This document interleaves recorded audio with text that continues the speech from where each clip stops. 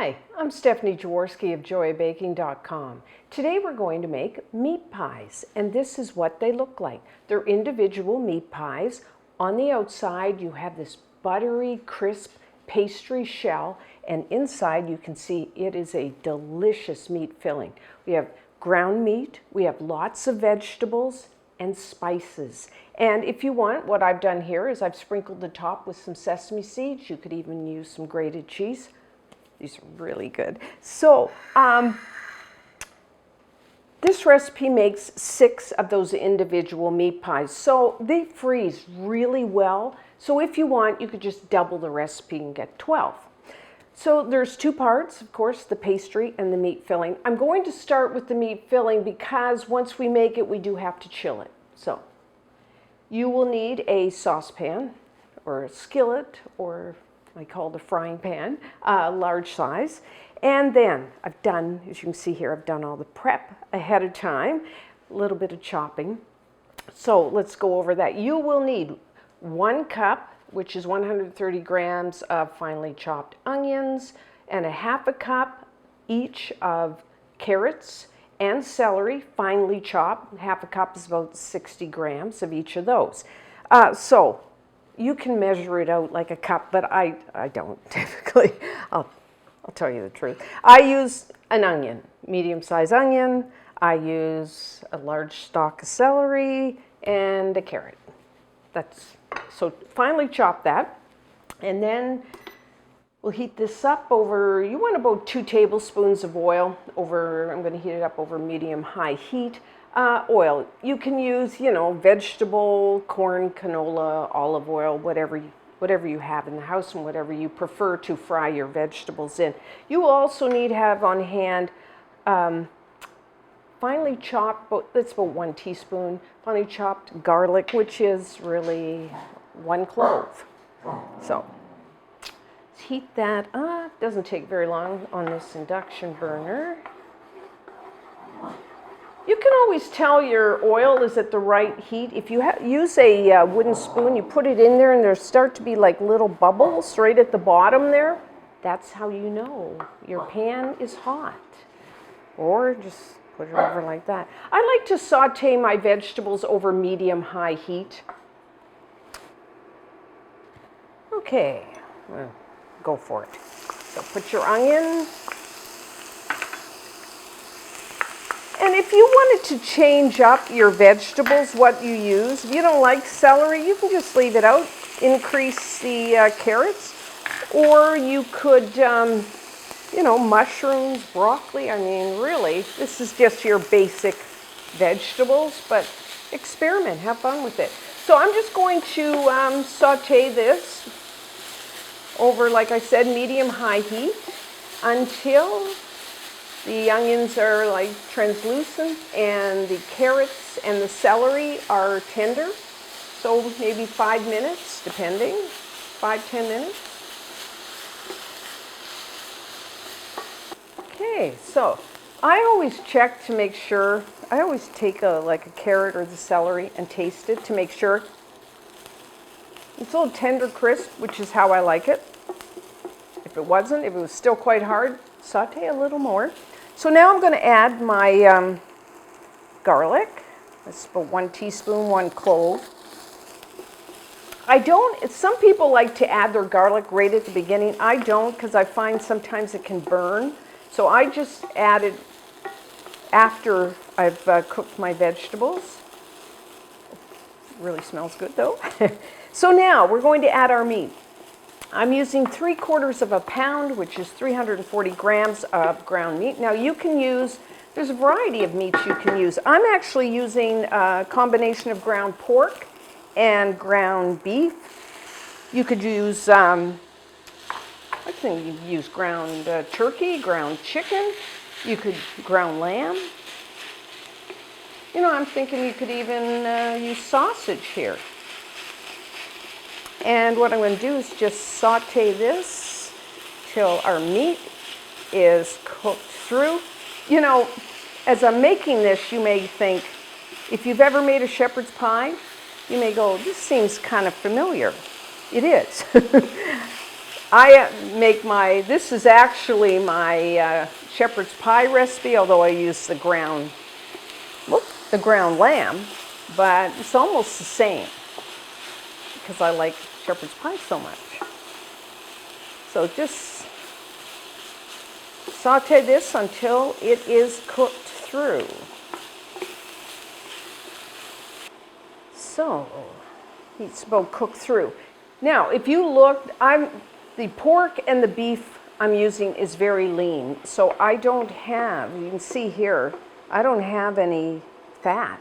If you, shouldn't do that. If you had some fat, I would drain it off. So now, salt and pepper.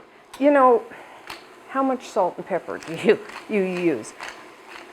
It really is up to you and your taste buds. I'm going to give you, I like pepper, maybe 1/4 to 1/2 teaspoon of both the salt and the pepper, but taste it.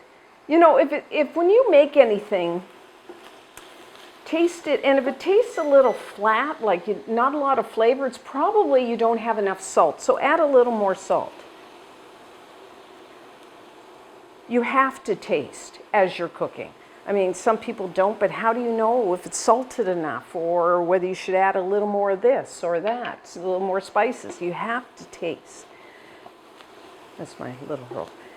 So now I'm adding 1 tablespoon of tomato puree, like a little of that. You can add a little more if you want more tomato flavor, and 1 tablespoon of Worcestershire sauce. My favorite, kind of a secret ingredient.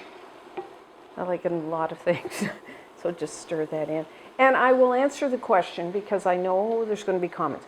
People will say, why are you cooking on this induction burner instead of your nice gas stove back there?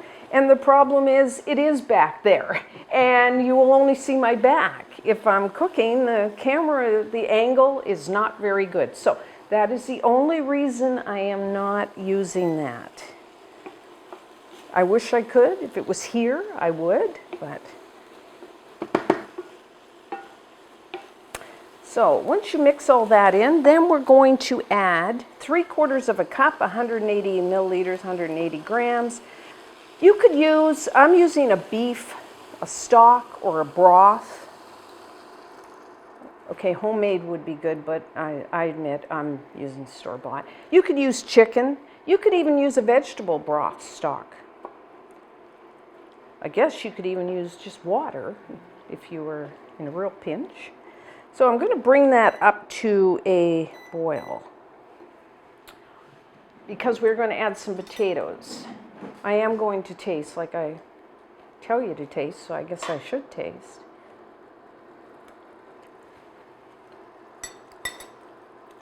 That's nice. Yeah, that's enough salt. And then I like to also I like a little bit of heat. So I'm going to add, you know, you can add maybe 1/8 of a teaspoon, 1/4 of a teaspoon of cayenne pepper. If you like a lot of heat, of course, add more. And I'm going to add 1/4 of a teaspoon of ground dried thyme. I like that in there. You know, if you wanted meat pies, you could really change up the flavor. You could add, you know, some cumin if you wanted to do a totally different taste. That's what I like about this recipe. You could really change it up. You could use, you know, add some butternut squash, some broccoli, some peas, some mushrooms. Now, it's almost boiled. So I'm going to add a potato, actually about like this size, medium-sized potato, 1 cup, 160 grams. I did peel it and dice it. I'll put that in there. So it's kind of like, you know, the shepherd's pie thing. This is kind of like my shepherd's pie. But of course, with that, you put the mashed potatoes on top. This time I'm putting, because I want all that pastry, so I'm putting the potatoes in. So what we're going to do is cook the potatoes on, you know, medium-high heat. I do just partly cover it, so it kind of steam. Stir it every once in a while. just until the potatoes are tender when you put it, a fork or a knife in them. That will take, 5 to 10 minutes. And then we are done with our filling. Okay, I think we're about done. If while your potato's cooking, your mixture gets too dry, you could add a little more broth. So what I'm going to do is I'm going to try one of my potatoes. Make sure that they're tender. You want them still, you don't want them mushy. Yeah. Tender, but not mushy. So I'm just going to turn the heat off. So now we're going to let that cool down to room temperature. Then I'm going to put it in a bowl, cover it, and put it into the refrigerator. We want our filling chilled. That'll take quite a few hours. So what I typically do is I make my filling one day, which is what I'm going to do, and then I put it in the refrigerator, let it chill overnight so I don't have to worry about time. It'll be chilled by tomorrow. So, and then tomorrow we will come back, we will make our pastry and bake off our meat pies. So I did let my meat filling chill overnight, so now we are ready to make our pastry. I like to make an all butter pastry. That is my favorite. I love the flavor and I like the texture. It's nice and crisp. So to make your pie pastry, I'm using my food processor. You could make it by hand as well. The first thing you will need is 2 cups, 260 grams of all-purpose flour, plain flour. And then I'm going to add 3/4 of a teaspoon, 3 grams of salt. I like to use kosher salt, but you could use like regular table salt. And then I like to add just 1 teaspoon, 5 grams of granulated white sugar. I mean, you could leave it out. I like a little bit of sugar in my pastry. It helps with browning as well, and then with the flavor. So I'm just going to process this just to mix everything together. If you're doing it in a bowl, just use a fork or a whisk to whisk everything together. And then butter. You will need 3/4 of a cup, 170 grams of cold. Have your butter cold. I'm using unsalted butter. I like the flavor, and I also like to be, with unsalted, I can control the salt in the recipe. But if you have a salted butter you like, you can use that. I would leave out that 3/4 of a teaspoon of salt I added. You don't need that.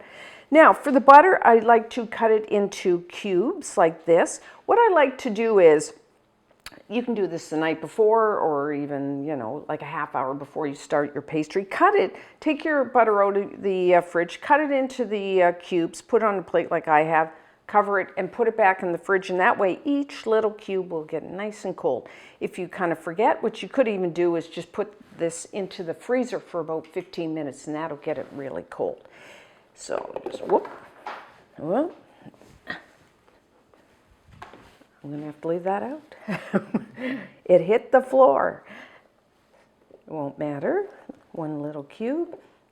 Now, if you were doing this by hand, you could just cut in the butter, because we're going to process this until we have coarse crumbs. If you were using it in a bowl, you could use one of these pastry blenders and do it that way, or you could just use your fingertips until you get your butter and coarse crumbs. So I'm just going to process this not for very long. I don't even know, maybe 10 seconds.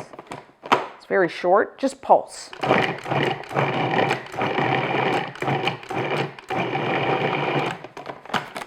And that looks good. Don't worry if the butter is different sizes. So I still like to have some, there's coarse crumbs, but there's also some chunks. That's all right. Make it nice and crisp. So now we're going to add some icy cold water. So what I have is a glass here with some ice cubes to make it really nice and cold. And flour can absorb, depending on how it was stored, what type of flour, it can absorb different amounts of water. So it's hard for me to say use exactly this amount. I'm going to say 4 to 5 tablespoons, which is about 50 to 60 grams. I'm going to start with about, I'm going to say 4 tablespoons. And then we're gonna see how that works, test it, and maybe have to add some more. That's 4. And again, just pulse. If you were doing this by hand, you could just use a fork to kind of toss it. So you don't want like a real solid ball. You want it to start to come together.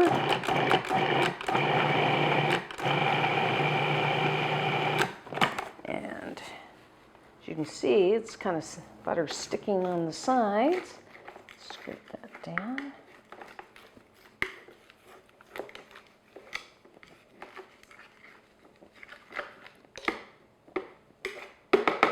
Okay.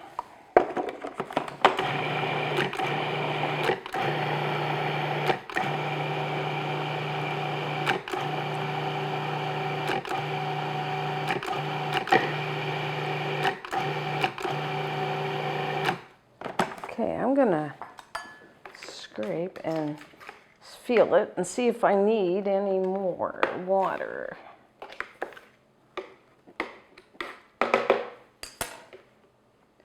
When you feel it, it come together, but it feels a little dry. So I'm going to add not very much, maybe half a tablespoon of water. I mean, you need enough water so because one of the reasons if you find your pastry is a little crumbly when you roll it out, it could be because you didn't add enough water. So kind of tricky. It's one of those things, practice makes perfect. So, and you know what? You're the only one that's going to know if it doesn't work perfectly. So don't worry about it. Okay. Yeah, that feels good. See, it kind of comes together. It feels not dry. I guess that's the best way to describe it. So now, that's our pastry. We are going to have to cover and chill it before we roll it out.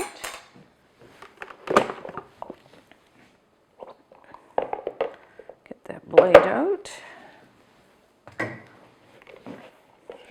I'm just going to dump it on my counter here.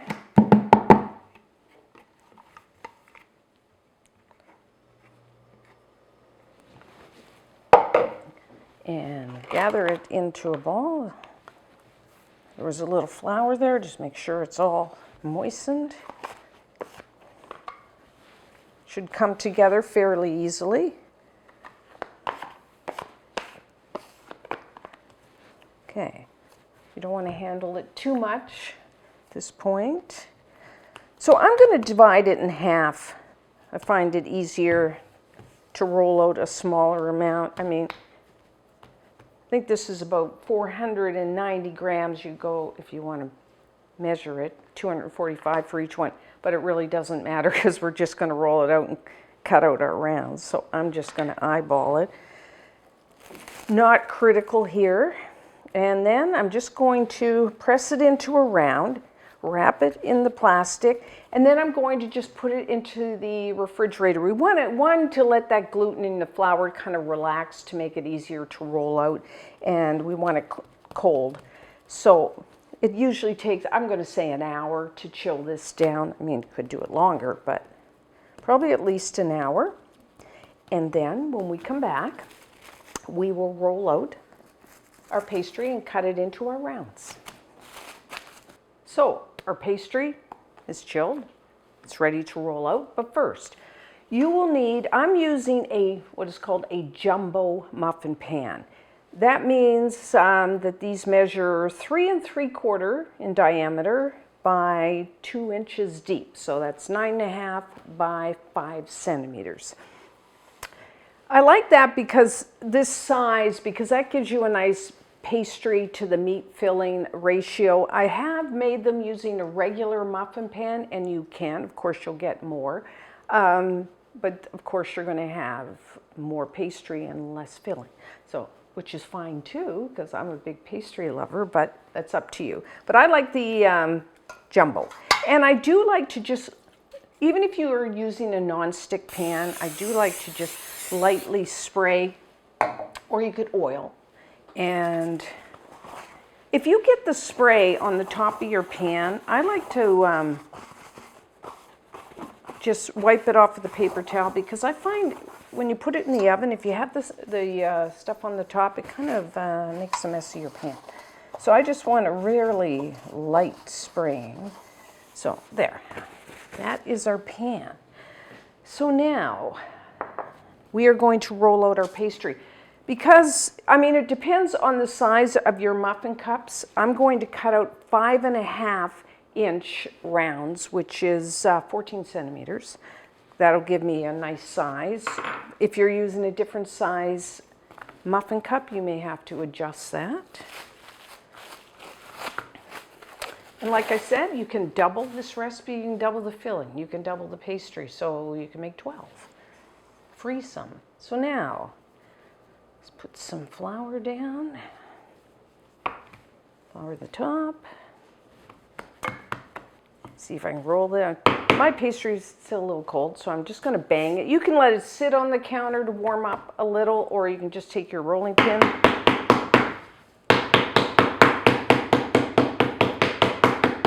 Get some of that frustration out, if you have any. And then we'll start rolling. You want it pretty thin, because for this, about 1/8 of an inch.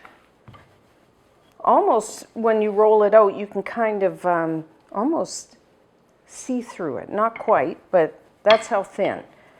Mine's cracking a bit, because it's cold. So when you're rolling, keep moving it around so it's not sticking.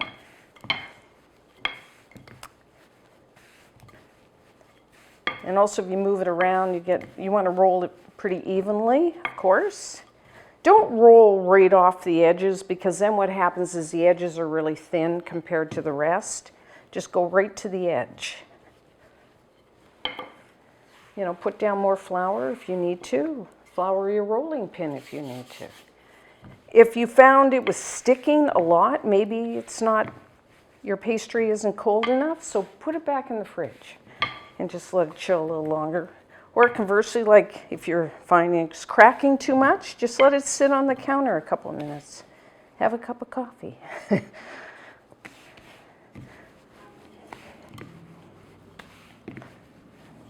Okay, so that looks good. Now you may wonder why I'm using this. I don't have a cookie cutter that's 5.5, so I'm just using a bowl. And so I'm going to put that down right to the edge. And then I'm just taking a sharp knife, because you may have the same problem at home where you don't have that large of a cookie cutter. Have to improvise. I'll just show you one, and then, so just pick up your pastry and just try to get it even around, and then kind of gently and kind of flute it around. Place it in. Now, if it's not perfect, you can kind of fix it up. No one's going to, once it's baked off and you have the filling and everything, no one's going to notice. So if it's your first time, don't worry if it's not perfect. It will be. So that's what you want to do. Cut out the rest. If you have to re-roll, or remember we had 2 pieces of pastry, and get the other one out of the fridge and roll that and fill the 6 up.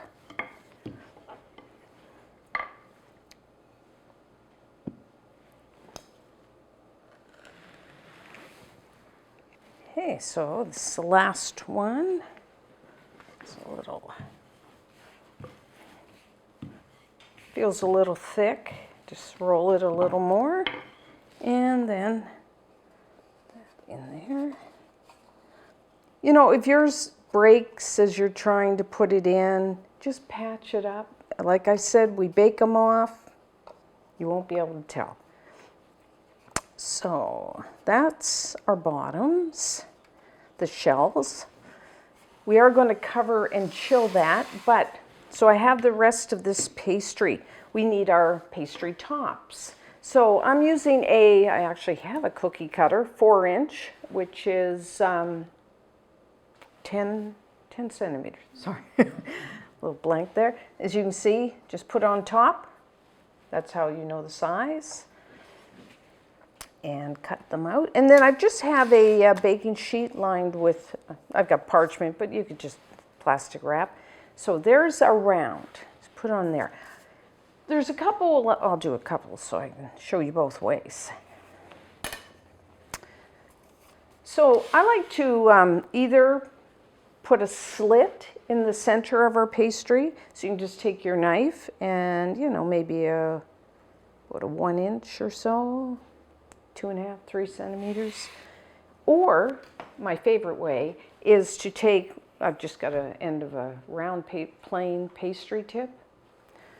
You could use whatever you can find in your house. And then I just put in the center a little hole. Either way, I kind of like the round circle. So then so I got to do 6 rounds of that. And then I have this, so I'm going to cover both.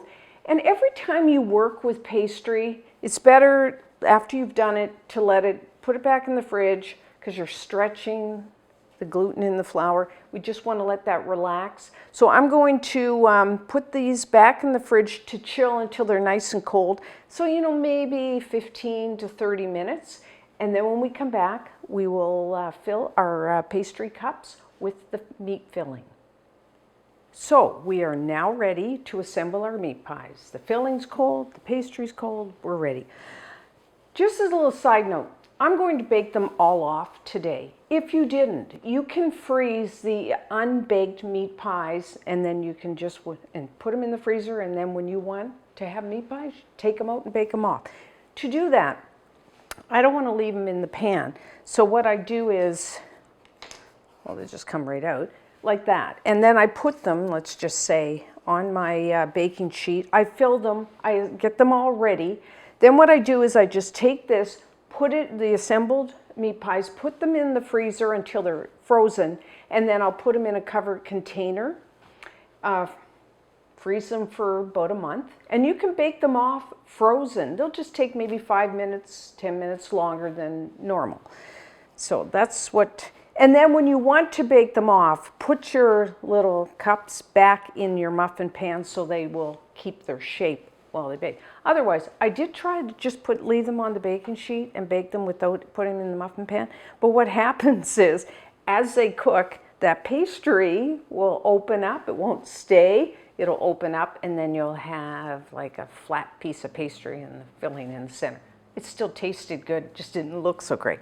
So now, for our filling, I'm going to add, you don't need to, but I'm going to add at this point 1/4 cup, 15 grams of chopped parsley.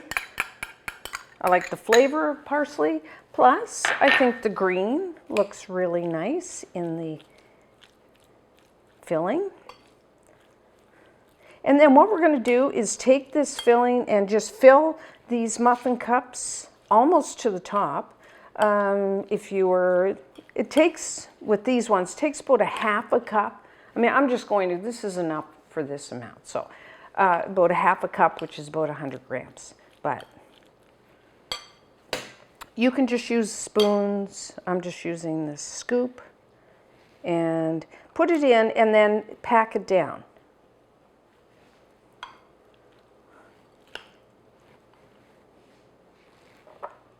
Okay, looks about right. As you can see, fill them almost to the, well, kind of right to the top. So now we're going to put our pastry tops on, but we need an egg wash. Kind of acts like a glue. So I have in a small bowl here just 1 large egg yolk. It's about 18 grams. And then about 1/2 tablespoon of cream, milk, whatever you have. And this, your egg wash also helps with browning. So kind of acts as a glue and browning, so 2 things. Okay. So what I do is take your pastry round, and you got a pastry brush, a little egg wash, just around the outside edge, like so. And then just flip it over and put it there on top. Kind of press down around the edges. And then you want to, I'll just do one, and then you just brush the top with the egg wash, just lightly. And then, I mean, you can just leave it like that, or what I like to do is I have some sesame seeds. I like to just, I think, one, I like the flavor, and I think it kind of looks nice. You could put some grated Parmesan. I think that cheese would be nice over there too. So that's what you do. I'm gonna finish the rest.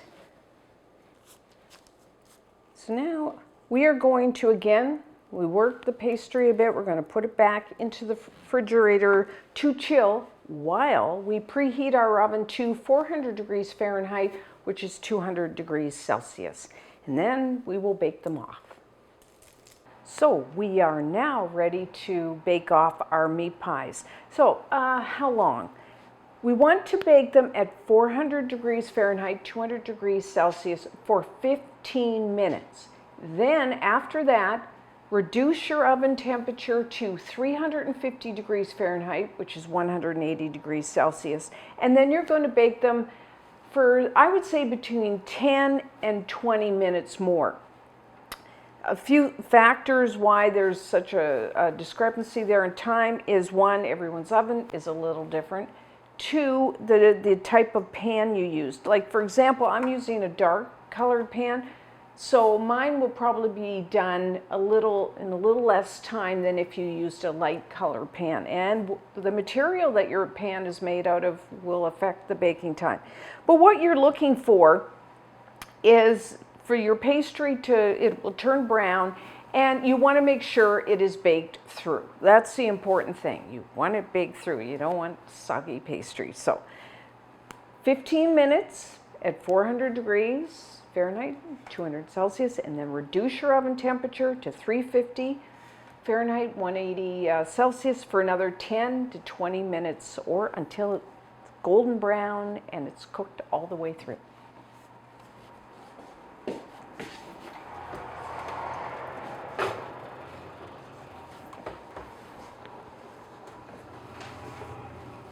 Okay. So our meat pies are done. Put your muffin pan on a wire rack. Don't they look wonderful? Beautiful golden brown. For reference, I did 25 minutes altogether. I did 15 and then 10. So just for reference, I said I use a dark color pan, so the baking time tends to be a little shorter than a light colored pan. And also, if you were baking them off frozen, you're going to have to bake them longer too, because obviously they're frozen. So just keep that in mind. So what I'm going to do now is just let them cool down maybe 10, 15 minutes, and then when we come back, we will try one. So don't our meat pies look wonderful? I know you can make like one large meat pie, but I love making the individual. I think they look so tempting. They're so beautiful. Plus, you could like pack them in lunches or take them on a picnic. They're just so convenient. So let's try one. They're still warm. Oh, look at that. Wonderful. You know, these are really good warm, room temperature, or you know what, if I have leftovers and I store them in the fridge, I'll eat them cold right from the fridge. Now, very nice with a salad, and you know, you could serve your meat pies with a chutney, although I will tell you, my favorite, maybe no one else agrees with me, I like ketchup. I don't know, meat pies with ketchup. But today I won't, I'll just... And sometimes, you know, when they're hot, I have to put on a plate. You can just pick them up in your hand if you let them, if they're cold or room temperature. Get lots of filling here.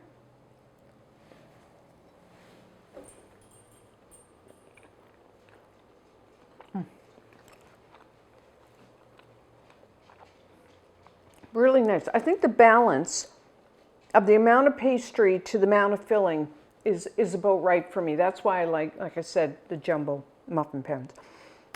The pastry, you know, you can use, if you have another type of favorite pastry you like to make, you can use that. But I like with the butter because not only the flavor is buttery, but it makes your pastry nice and crisp, which I like. And then you have the filling. You know, like again, I said when we were making it, I used the ground pork and the ground beef, but really you could use ground lamb, chicken, turkey, even I think some sausage would be very good. And, you know, I like the mixture of the carrots, celery, garlic, and potatoes. But again, you know, you could trade those out for other things that you want, experiment. You know, a really nice, you can make these ahead of time, like I said, and freeze them, so it's a great do ahead. They're just really good. You must try them. And until next time, I'm Stephanie Jaworski of joybaking.com.